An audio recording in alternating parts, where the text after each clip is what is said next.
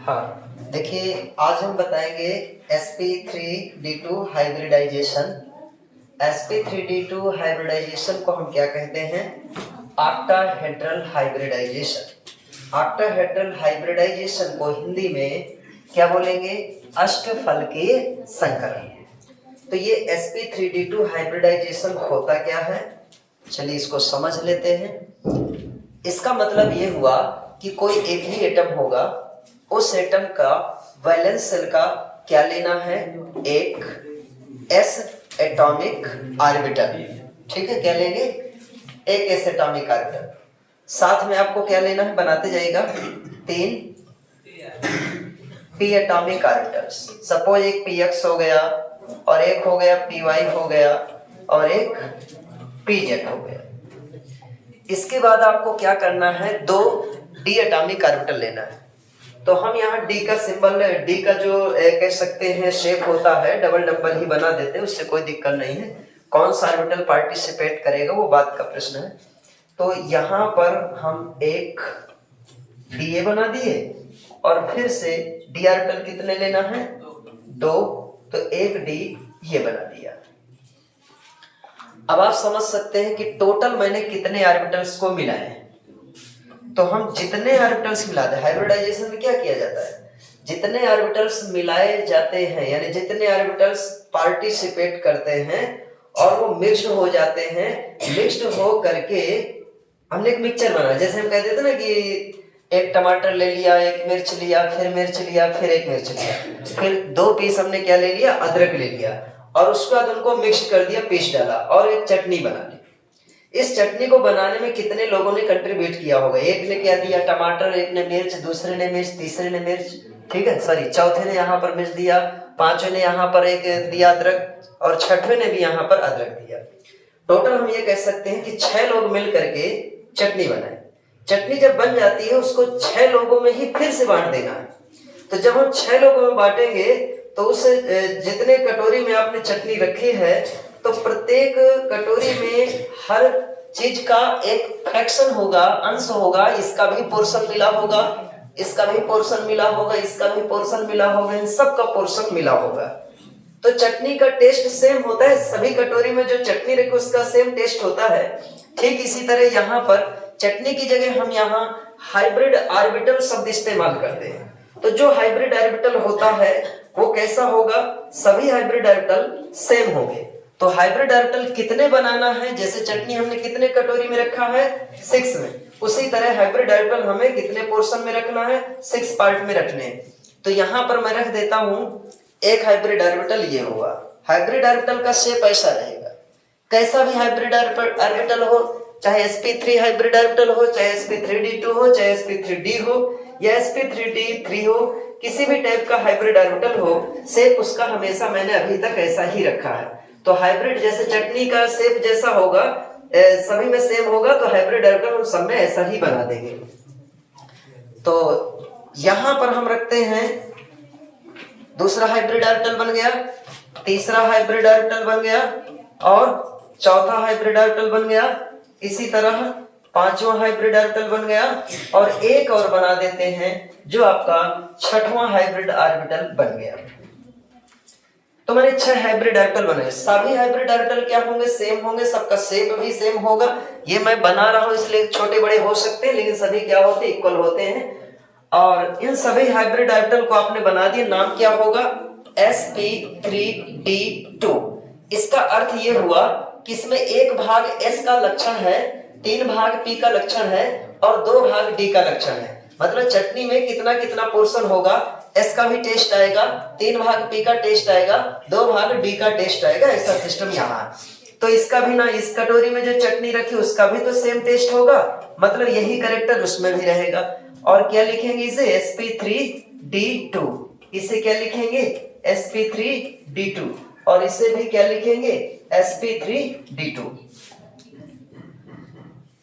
एक और बचा, इसे क्या लिखेंगे? sp3d2। तो ये कौन से बन गए? sp3d2 हाइब्रिड ऑर्बिटल्स बन गए। अब हम इसको अरेंज करना सिखा देते हैं, कैसे अरेंज करना है। चलिए हम इसको अरेंज करते हैं। ये आपके पास 6 हाइब्रिड ऑर्बिटल्स हैं और 6 हाइब्रिड ऑर्बिटल्स को हम कैसे अरेंज कर सकते हैं। तो पहली कंडीशन तो आपकी ये हो गई कि हम इसको ऐसे रख दें और ऐसे रख दें और ऐसे रख दें,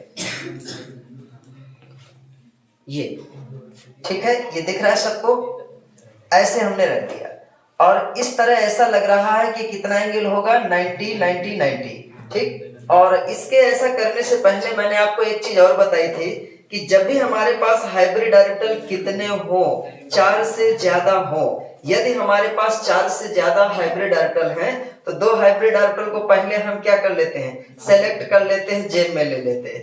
अब हमारे पास बचे कितने, 4 बचे ना, तो जितने बचते हैं उनको हम प्लेन में लगा देते हैं, प्लेन में रख देते हैं। ये हमने इस तरह प्लेन में रख दिया, ठीक है, ये प्लेन में हो गए ऐसे। अब आप देख सकते हो, दिख रहा है सबको, इस सब में कितना हाइब्रिड कह सकते हैं, एंगल कितना है 90 डिग्री आ रहा है ना। अब इसके बाद आपके पास बचे कौन से, 2, तो 2 ऑर्बिटल कहाँ हो सकते हैं, एक नीचे हो सकता है और एक कहाँ हो सकता है, ऊपर हो सकता है। इस तरह की जो डिजाइन होती है हम इसे क्या बोलते हैं, ऑक्टाहेड्रल बोलते हैं। अब प्रश्न आपके माइंड में ये जरूर चल रहा होगा कि हम इसे ऑक्टाहेड्रल क्यों कहते हैं। ये डिजाइन सबने देखा, इसके बीच कितना एंगल है, 90 डिग्री है ना, और इसके बीच भी कितना एंगल है, 90 डिग्री है। नाम मैंने इसका क्या बताया, ऑक्टाहेड्रल बताया। तो मैं यही डिजाइन, यही मॉडल बना करके पहले से रख लिया हूं, तो मैं उसको आपके सामने दिखा रहा हूं। सारी चीजें ऑक्टाहेड्रल आपके सामने आ जाएगा।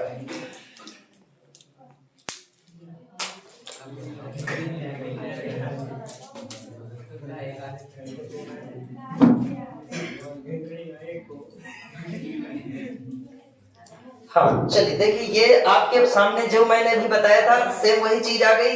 कैसे, ध्यान दीजिएगा, मैं इसको समझा रहा हूँ, ऑक्टाहेड्रल समझा रहा हूँ। जैसे ये वाले, ये एक ऑर्बिटल है ना, एक ऑर्बिटल इस साइड हुआ, एक ऑर्बिटल इस साइड हुआ, एक ऑर्बिटल इस साइड हुआ, और एक ऊपर हो गया और एक नीचे हो गया। अब हम क्या करते हैं कि इमेजिनरी लाइन खींचते हैं, यानी काल्पनिक रेखा खींचते हैं। इसको मैं यहां से ऐसे मिला दूं, फिर इस ऑर्बिटल को यहां से मिला करके एक ट्रायंगल बन गया, एक दीवार जैसे बन गया।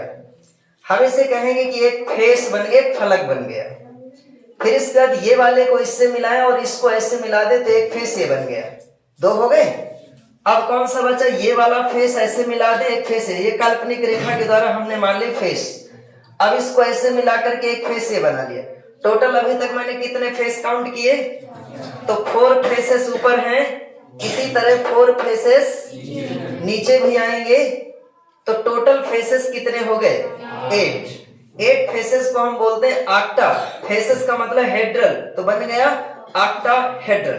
तो ऐसी ज्योमेट्री का नेम होता है ऑक्टाहेड्रल ज्योमेट्री।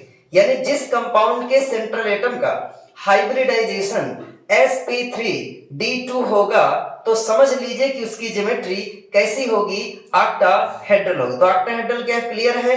मैं वहां पर 6 ऑर्बिटल रखता हूं, तो बहुत सारे स्टूडेंट कंफ्यूज हो जाते हैं कि 6 हाइब्रिड ऑर्बिटल हैं, ऑक्टा कहां से आ गया। 6 हैं लेकिन ऑक्टा कहां से आ गया, तो ऑक्टा कैसे आया। मैं ऑक्टा जो 6 होते हैं वो ऑर्बिटल होते हैं, लेकिन मैं ऑक्टा के साथ क्या लगा रहा हूं, हेड्रल लगा रहा हूं। मतलब मैं उसमें क्या सेलेक्ट कर रहा हूं, क्या सर्च कर रहा हूं, फेस सर्च कर रहा हूं, ना कि मैं ऑर्बिटल सर्च कर रहा। तो 6 ऑर्बिटल से कितने फेस मिल जाते हैं आपको, 8 फेसेस मिल जाते हैं। फेसेस के कारण ही आप इसको क्या बोलते हैं, ऑक्टाहेड्रल बोलते हैं। ये बात क्लियर हो गई। तो अब हम क्या करते हैं, ऑक्टाहेड्रल की डिजाइन यहां बोर्ड में भी बना लेते हैं। कैसे बनाएंगे, देखो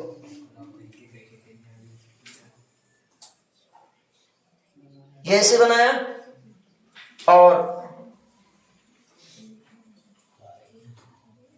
एज ए क्रॉस बना देना। ये दोनों एक दूसरे के सामने ही रहेंगे, देख लीजिए सामने ही तो थी, ये देखिए ऐसे और ऐसे, तभी तो इनके बीच ऐसे रख दिया, तभी तो इनके बीच का एंगल कितना है 90 डिग्री।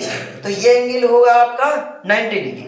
अब एक ऑर्बिटल इसके ऊपर होगा, एक ऑर्बिटल यहां ऊपर होगा और एक ऑर्बिटल इसी के नीचे होगा। मैंने आपसे जितने भी ऐसे ऑर्बिटल बनवाए हैं तो उसमें ये बताया है कि जो एक्सियल ऑर्बिटल होते हैं उनकी बॉन्ड लेंथ, यानी उनकी लेंथ क्या होती है, ज्यादा होती है। किसकी अपेक्षा? इक्वेटोरियल वालों की अपेक्षा। ऐसा क्यों होता है ये भी बताया था कि जब यहाँ इलेक्ट्रॉन रखे जाएंगे, यहाँ इलेक्ट्रॉन रखे जाएंगे, तो ये इलेक्ट्रॉन एक दूसरे को क्या करेंगे? रिपेल करेंगे। रिपल्शन के कारण ये एक दूसरे से ज्यादा डिस्टेंस पर चले जाते हैं, इतना ज्यादा दूर चले जाते हैं ताकि भविष्य में दोबारा कभी रिपल्शन ना हो सके, और इस तरह इनकी लेंथ क्या हो जाती है? ज्यादा होती है। ये ध्यान रखना।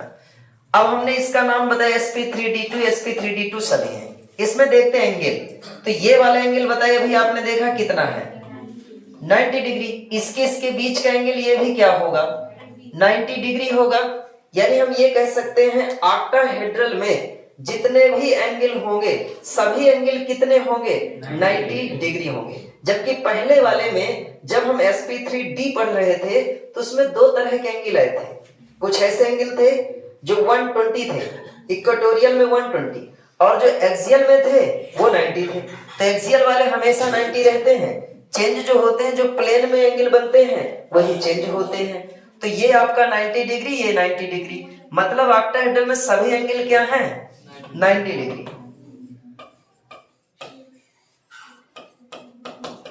90 डिग्री है किसमें? ऑक्टाहेड्रल में। इस डिजाइन का नेम हो गया, ज्योमेट्री का नेम हो गया ऑक्टाहेड्रल।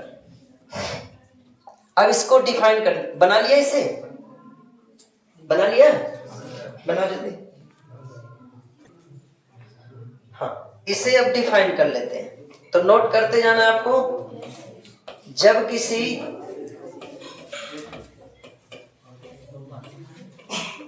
एक ही एटम के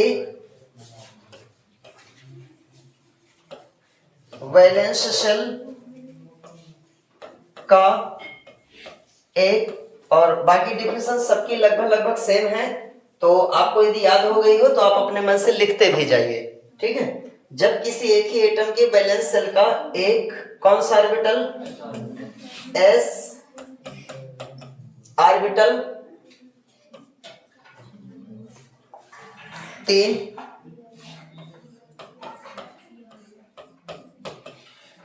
p ऑर्बिटल्स व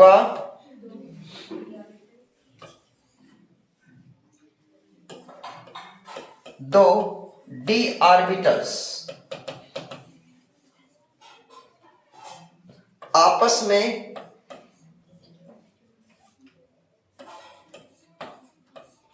क्या होते हैं? हाँ, मिक्स्ड होते हैं या कंबाइन होते हैं। मिक्स्ड होते हैं और मिलकर के कितने बनाते हैं? जितने शामिल होते हैं। कितने शामिल हुए थे?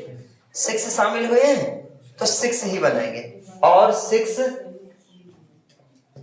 sp3d2 हाइब्रिड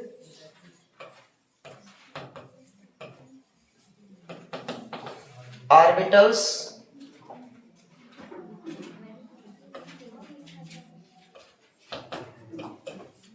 बनाते हैं।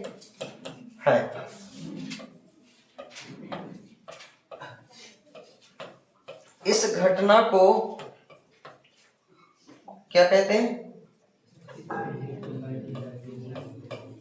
sp3d2 हाइब्रिडाइजेशन कहते हैं। हो गए? अब हमको इसका क्या करना है? एक एग्जाम्पल नोट कर लीजिए जल्दी से।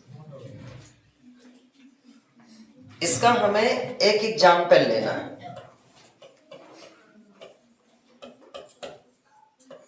एग्जाम्पल जो इस हाइब्रिडाइजेशन से रिलेटेड होगा, 3 2 5 1 6 हाइब्रिड ऑर्बिटल जिसमें बनेंगे, वो होगा sf6 का बनना। यानी इसके द्वारा हम किसे बना सकते हैं? sf6 का स्ट्रक्चर बना सकते हैं। जैसे कि पहले वाले हाइब्रिडाइजेशन में भी मैंने ये बात बताई थी कि हमको कैसे पता चलेगा कि यहाँ पर कौन से हाइब्रिडाइजेशन का इस्तेमाल होगा। इस बात की जानकारी करने के लिए हमें सबसे पहले क्या करना है? सेंट्रल एटम का हाइब्रिडाइजेशन कर लेना है। हाइब्रिडाइजेशन करने के बाद सेंट्रल एटम का हाइब्रिडाइजेशन निकालना है, ठीक है, यानी उसमें कौन सा हाइब्रिड ऑर्बिटल ये करना है, ठीक है। तो हाइब्रिडाइजेशन निकालना है, मैंने क्या बोल दिया, हाइब्रिडाइजेशन बोला क्या, सबसे पहले इलेक्ट्रॉनिक विन्यास निकालना है, ठीक है। तो चलो यहां पर लिखते हैं S। तो S क्या है, 16 एटॉमिक नंबर है और 1s2 2s2 2p6 3s2 3p क्या लिखेंगे, 4 लिख देंगे, ठीक है। अब मैं यहां पर क्या करता हूं, इस साइड हाइब्रिडाइजेशन निकालता हूं। पहले मैंने क्या किया, इलेक्ट्रॉनिक विन्यास, और फिर हमको क्या करना है, हाइब्रिडाइजेशन निकालना है। तो हाइब्रिडाइजेशन का फार्मूला बताइए भाई, हाफ करते जाइए आप लोग, हाफ बम का, ठीक है, हाफ बम का। अब जो हाफ बम का है इसमें क्या है, आपको सबसे पहले लिखना वैलेंस इलेक्ट्रॉन। कितने वैलेंस इलेक्ट्रॉन सबको दिखाई दे रहे हैं, 2 यहां से 4 है टोटल इलेक्ट्रॉन, वैलेंस सेल के यहां से यहां तक 4 2 6 इलेक्ट्रॉन, ठीक है। तो 6 इलेक्ट्रॉन कहां पर हो गए, वैलेंस सेल की जगह आपने 6 इलेक्ट्रॉन रख दिए। फिर इसके बाद मोनोवैलेंट एटम।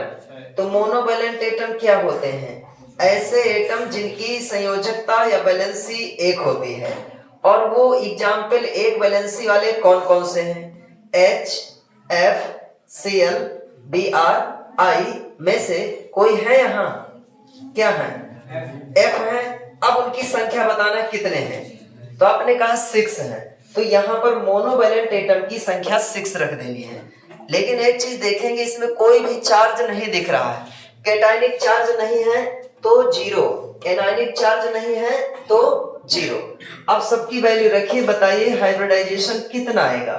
तो ये 6 हो गया, ये भी 6 हो गया, 0 हो गया प्लस 0 हो गया। वैसे हम यहाँ sp3d2 पढ़ रहे हैं, तो निश्चित है कि एग्जाम्पल हमारा किसका होगा, sp3d2 का ही होगा, SF6। लेकिन फिर भी अचानक मान लिया कोई क्वेश्चन आपसे दे दिया जाए और कह दिया जाए कि SF6 के बारे में बताइए, SF6 का हाइब्रिडाइजेशन करके उसमें सल्फर का हाइब्रिडाइजेशन करके इसका स्ट्रक्चर बताइए या इसकी ज्योमेट्री बताइए, तो निश्चित है कि हाइब्रिडाइजेशन बताना पड़ेगा। तो कैसे बताएंगे, ये हमने यहाँ पर रख दिया। तो 12 हो गए, 12 को 2 से डिवाइड करेंगे 6 आएगा। यानी ये कहना चाहता है कि 6 हाइब्रिड ऑर्बिटल्स यहाँ पर बनेंगे। लेकिन 6 हाइब्रिड ऑर्बिटल किनके द्वारा बनेंगे, जितने हाइब्रिड ऑर्बिटल बनते हैं तो उतने ही ऑर्बिटल्स पार्टिसिपेट होते हैं। 6 बनाना है, 6 लोग पार्टिसिपेट करेंगे। पार्टिसिपेटिंग ऑर्बिटल कौन से होंगे, उनमें से एक का नाम S होगा और एक का नाम P, फिर एक का नाम P और एक का नाम P। तो टोटल कितने हो गए, P 3। अभी 6 हमारे पूरे नहीं हो गए, 1 2 3 4, अभी तो 4 पूरे हुए ना, 6 लाना, 6 लोग बनाएंगे ना, तो फिर लिखेंगे D और फिर लिखेंगे D। अब 6 लोग मिल करके क्या बनाते हैं, हाइब्रिड ऑर्बिटल। सारे लोग मिल जाते हैं और मिल करके फिर से 6 भागों में डिस्ट्रीब्यूट हो जाते हैं। तो क्या बन जाएगा, 6 पार्ट्स यानी 6 टाइम्स sp3d2 बनेगा। इसका अर्थ ये हुआ कि sp3d2 6 बार होगा। sp3d2 plus sp3d2 plus sp3d2 plus, note करते जाना, sp3d2 1 2 3 4 हो गए क्या 6, 1 2 3 4 5, एक और बना देते हैं। अब ठीक है, 6 हाइब्रिड ऑर्बिटल हो गए। तो 6 हाइब्रिड ऑर्बिटल आप इस तरह बना देंगे। अब हमको नोट कर लिया, हमको ये पता है इसके आप परसेंटेज बताना चाहें तो परसेंटेज आपको पहले वाला सिस्टम पता था क्या है, S मान लीजिए। कैसे बताएं, चलिए परसेंटेज भी बता देता हूं। हाँ देखो, यहाँ पर S हो गया, यहाँ पर P हो गया और यहाँ पर P हो गया, ये हो गया P, ये हो गया D, ये हो गया D। तो यह भी क्या है, धारावाहिक काल्पनिक है। इसका उद्देश्य किसी की भावना को ठेस पहुंचाना नहीं है, ठीक है। मेरा उद्देश्य यह है कि सिर्फ आपको ये समझ में आ जाए, किसी भी तरह कौन से शब्द इस्तेमाल करता हूं वो बात की बात है, उसमें परेशान नहीं होना, किसी को ठेस नहीं पहुंचना चाहिए।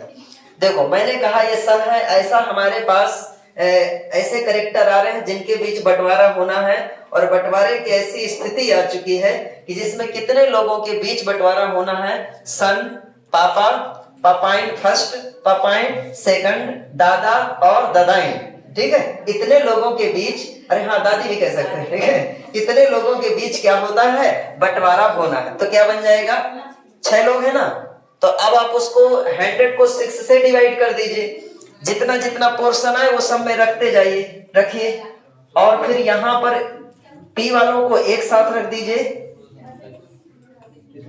करिए डिवाइड करिए भाई,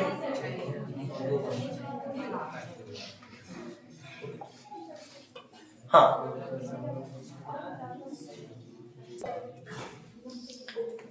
हाँ ठीक है। तो ये अप्रोक्सीमेटली आप इस तरह कैलकुलेट कर लेंगे। अब इसके बाद क्या करना है, आपको इसका एग्जाम्पल बताना है। तो एग्जाम्पल मैंने कौन सा दिया था, SF6। तो SF6 में हमने ये जानकारी कर लिया कि इसमें क्या होता है, sp3d2 सल्फर का हाइब्रिडाइजेशन sp3d2 होता है। तो इसमें हमने बनाया एक S, और P कितने बनाएंगे, 3, और D 1 2 3 4 5, 1 2 3 4 5, ज्यादा हो गए, 1 2 3 4 5 हो गए। और इसमें हम जानते हैं कि 3D क्या है, 0 है। हमने D ऑर्बिटल इसलिए बना दिया कि P तो है लेकिन तीसरे में D भी होता है, भले ही उसमें इलेक्ट्रॉन नहीं है, खाली पड़ा हुआ है। D इसलिए बनाया क्योंकि यहाँ हमें D की आवश्यकता पड़नी है। तो ग्राउंड स्टेट में यहाँ पर कितने, 2 1 2 3 और 4 ग्राउंड स्टेट में यहाँ इस तरह इलेक्ट्रॉन रखे हैं। लेकिन हाइब्रिडाइजेशन में यदि संभव हो सके तो सभी हाइब्रिड ऑर्बिटल्स में एक एक इलेक्ट्रॉन तो रखने का प्रयास करना चाहिए, नहीं फिर हो पाते बात की बात है। तो अभी हमारे पास पॉसिबिलिटी है, तो हम यहाँ की इलेक्ट्रॉन को एक्साइट करके यहाँ ले जाते हैं।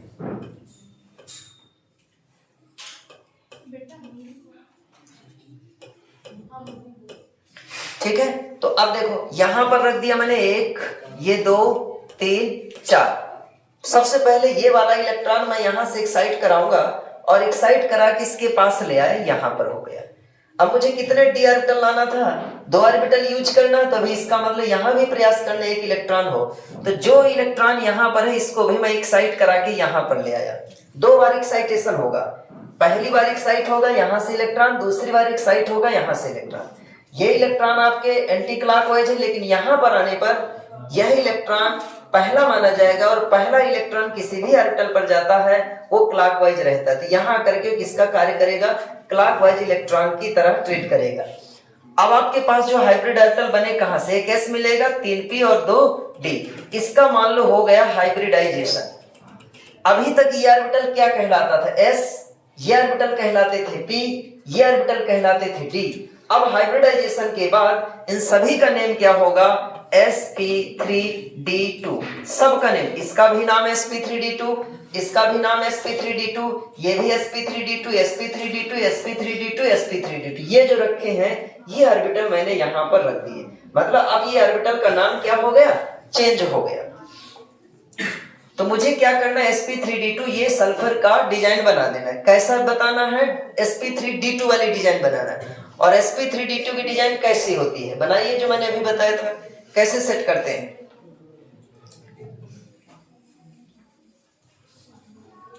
ऐसे क्रॉस कर देना है, और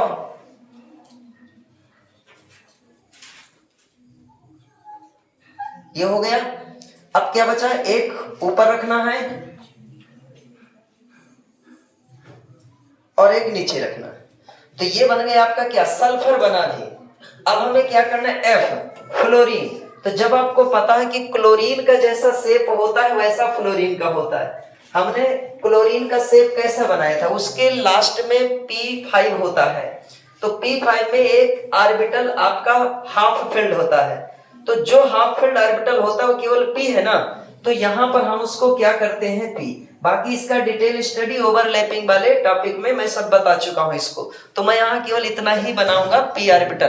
तो F का शेप मान लो ऐसा है, और इसमें कितना इलेक्ट्रॉन, एक इलेक्ट्रॉन है। इनमें कितना था 1 इलेक्ट्रॉन यहाँ रखा, यहाँ F का भी यही होगा, Cl का भी यही होगा, Bri सबका शेप ऐसा ही होगा, एक इलेक्ट्रॉन और एक p ऑर्बिटल मान लो ऐसा। अब ये मैंने इसको ऐसे रख दिया, ठीक है। अब मुझे क्या करना है, इस ऑर्बिटल की ओवरलैपिंग करनी है F की।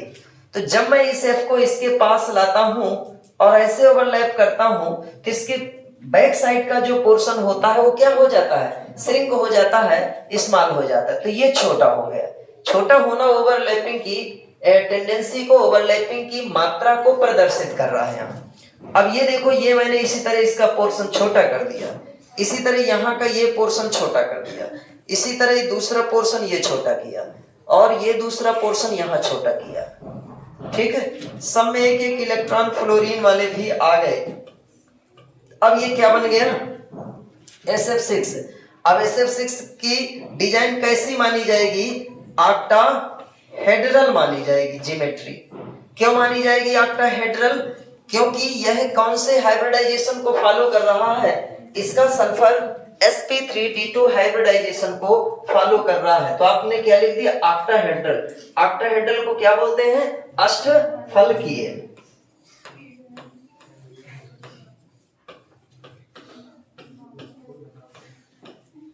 हो गया।